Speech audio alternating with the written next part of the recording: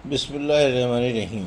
الحمد للہ رب العالمین، والصلاة والسلام علی سید المرسلین و خاتم النبیین، اما بعد۔ صحیح بخاری، باب کتاب العیدین، حدیث نمبر 986۔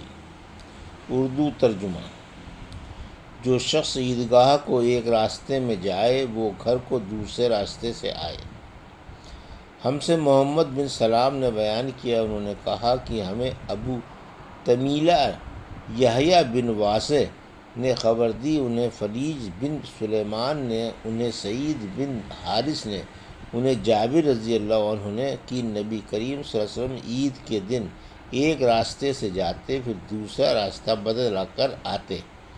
اس روایت کے مطابقت یونس بن محمد نے فلیج سے کی، ان سے سعید نے اور ان سے سیدنا ابو ہریرہ رضی اللہ عنہ نے بیان کیا، لیکن جابر رضی اللہ عنہ کی روایت زیادہ صحیح ہے۔ حدیث نمبر 987۔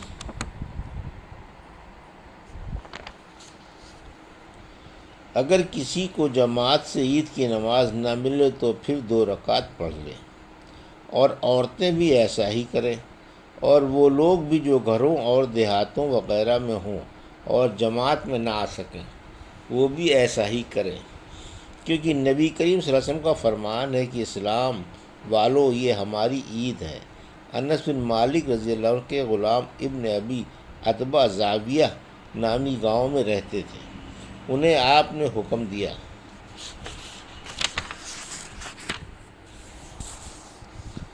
تھا کہ وہ اپنے گھر والوں اور بچوں کو جمع کر کے شہر والوں کی طرح نماز عید پڑھیں اور تکبیر کہیں۔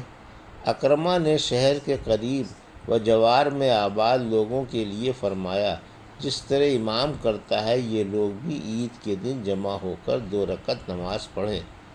عطا نے کہا کہ اگر کسی کی عید کی نماز جماعت چھوٹ جائے تو 2 رکعت تنہا پڑھ لے۔ ہم سے یحییٰ بن بکیر نے بیان کیا، کہا کہ ان سے لیث بن سعد نے بیان کیا، ان سے عقیل نے، ان سے ابن شہاب نے، ان سے اروح نے، ان سے حضرت عائشہ رضی اللہ عنہا نے کہا کہ ابو بکر رضی اللہ عنہ ان کے یہاں منی کے دنوں میں تشریف لائے۔ اس وقت 2 لڑکیاں دف بجا رہی تھیں اور باس کی لڑائی کی نظمیں گا رہی تھیں۔ نبی کریم صلی اللہ علیہ وسلم چہرے مبارک پر کپڑا ڈالے ہوئے تشریف فرما تھے۔ ابو بکر رضی اللہ عنہ نے ان دونوں کو ڈانٹا، اس پر آپ صلی اللہ علیہ وسلم نے چہرے مبارک سے کپڑا ہٹا کر فرمایا، ابو بکر جانے بھی دو، یہ عید کے دن ہیں اور وہ بھی منی میں۔ حدیث نمبر 988۔ اردو ترجمہ۔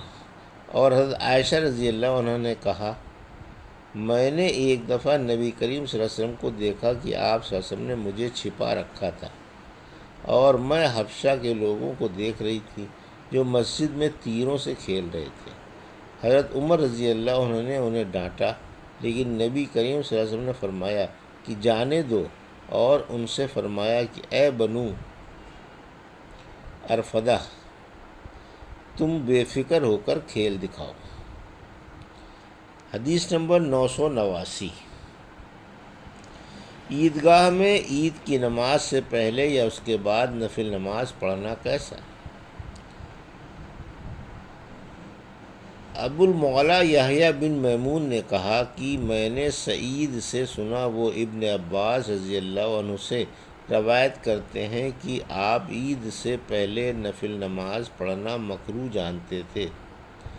ہم سے ابو الولید نے بیان کیا، کہا کہ ہم سے شعبہ نے بیان کیا، کہا کہ مجھے عدی بن ثابت نے خبر دی، انہوں نے کہا کہ میں نے سعید بن جبیر سے سنا، وہ ابن عباس رضی اللہ عنہ سے بیان کرتے تھے کہ نبی کریم صلی اللہ علیہ وسلم عید الفطر کے دن نکلے اور عیدگاہ میں 2 رکعت نماز عید پڑھی۔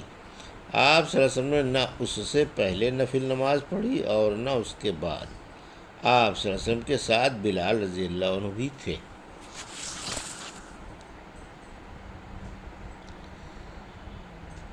باب کتاب الوتر۔ حدیث نمبر 990، وطر کا بیان۔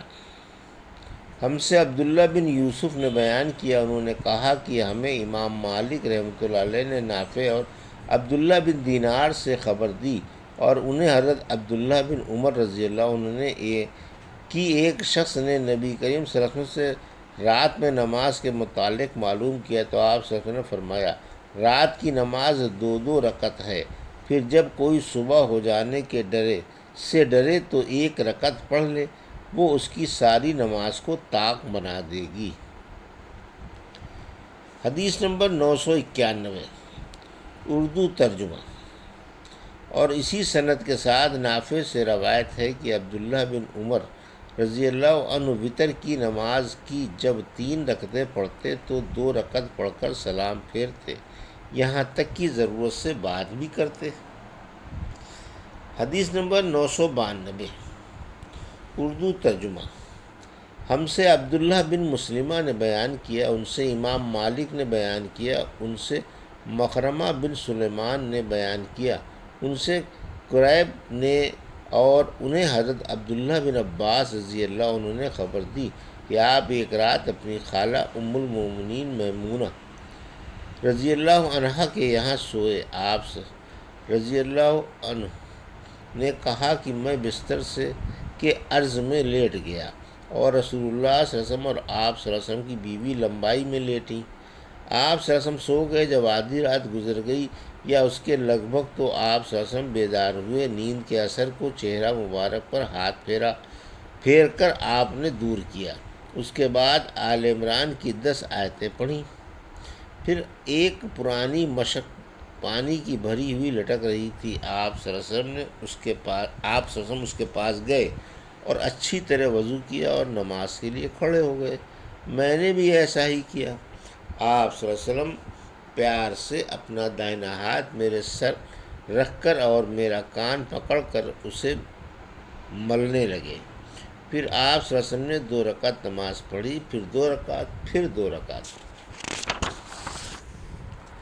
پھر 2 رکعت، پھر 2 رکعت، پھر 2 رکعت، سب 12 رکعتیں، پھر 1 رکعت وطر پڑھ کر آپ لیٹ گئے، یہاں تک کہ مؤذن صبح صادق کی اطلاع دینے آیا، تو آپ صلی اللہ علیہ وسلم نے پھر کھڑے ہو کر 2 رکعت سنت نماز پڑھی، پھر باہر تشریف لائے اور صبح کی نماز پڑھائی۔ حدیث نمبر 993، اردو ترجمہ۔ ہم سے یحییٰ بن سلیمان نے بیان کیا، انہوں نے کہا کہ ہم سے عبداللہ بن وہب نے بیان کیا، انہوں نے کہا کہ ہمیں عمرو بن حارث نے خبر دی، ان سے عبد الرحمن بن قاسم نے اپنے باپ قاسم سے بیان کیا، اور ان سے حضرت عبداللہ بن عمر رضی اللہ عنہ نے بیان کیا کہ رسول اللہ صلی اللہ علیہ وسلم نے فرمایا رات کی نمازیں 2 رکعتیں ہیں، اور جب تو ختم کرنا چاہے تو 1 رکعت وطر پڑھ لے، جو ساری نماز کو طاق بنا دے گی۔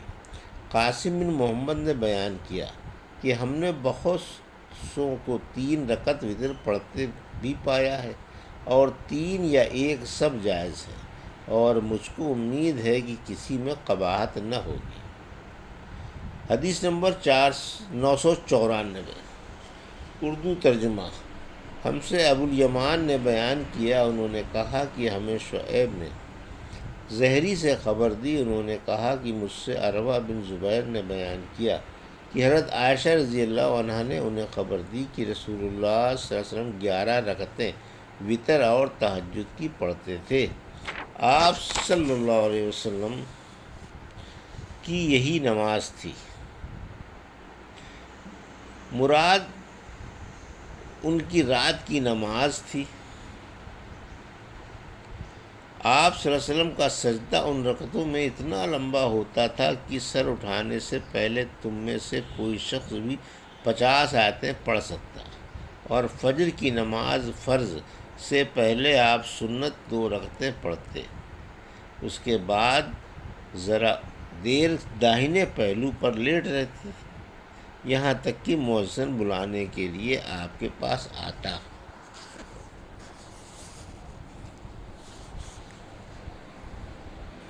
یہ تھی صحیح بخاری باب کتاب العیدین کی حدیث نمبر 986 سے 989 اور باب کتاب الوتر کی حدیث نمبر 990 سے 994 کا اردو ترجمہ جو ابھی آپ نے سماعت فرمایا۔ اللہ سے دعا ہے کہ اللہ ہمیں ان حدیثوں کی صحیح سمجھ عطا فرما اور ان پر عمل کرنے کی توفیق عطا فرما، آمین یا رب العالمین۔